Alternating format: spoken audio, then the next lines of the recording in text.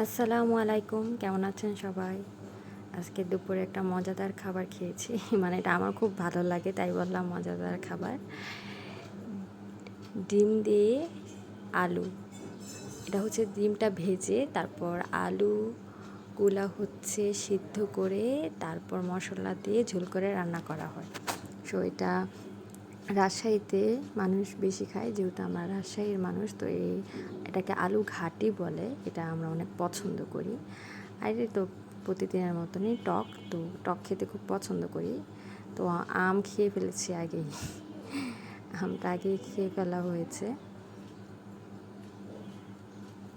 আপনারা কারা টক খেতে পছন্দ করেন জানাবেন। আর আলু ঘাটিটা হচ্ছে রাজশাহী মানুষরা বেশি খায়। যারা রাজশাহী, আপনারা যদি ভিডিওটা দেখে থাকেন তো জানাবেন যে আপনারা এটা পছন্দ করেন কি না, কারণ আমি জানি রাজশাহীর মানুষরা এটা খুব পছন্দ করে। এই তো ভাত খেতে বসে পড়লাম, কারণ ছিল আলু ভর্তা। আলু ভর্তা হলে আসলে কিছুই লাগে না, তো আজকে আমি আলু ভর্তাটা কম নিয়েছি, কারণ ঝালটা একটু কম খাবো।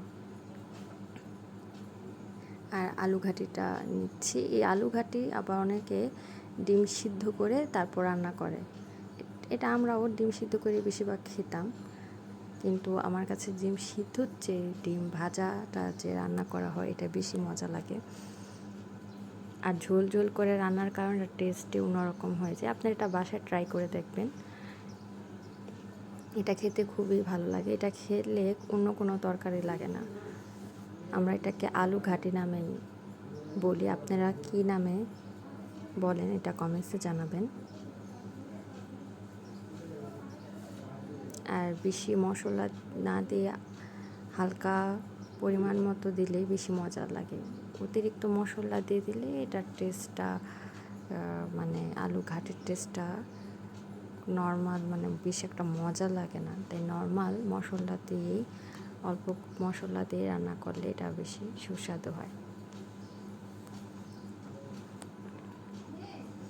তো আমি তো আলু ঘাটি পেয়ে খুবই খুশি হয়ে গিয়েছি। আমি আলু ঘাটি পেলে অন্য কোনো তরকারি লাগে না আসলে, সত্যি কথা বলতে।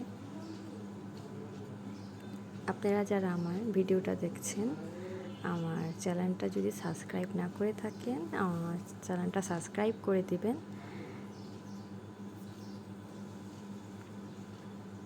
আর কমেন্টস করবেন, কমেন্টস করলে আসলে ভালো লাগে। সবাই ভালো থাকেন, সুস্থ থাকেন, এই দোয়াই করি। আল্লাহ হাফেজ, আসসালামু আলাইকুম।